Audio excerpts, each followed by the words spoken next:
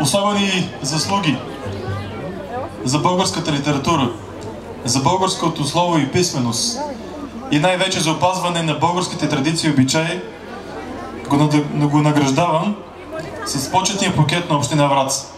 Заповядайте.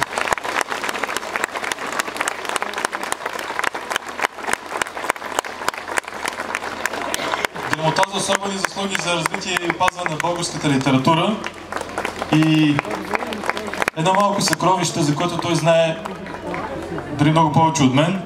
Реплика на Рогозенското съкровище, за което той може да говори с дни, не с часове.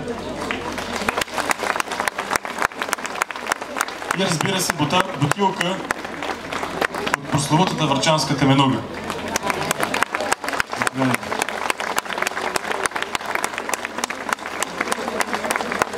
Благодаря от сърце.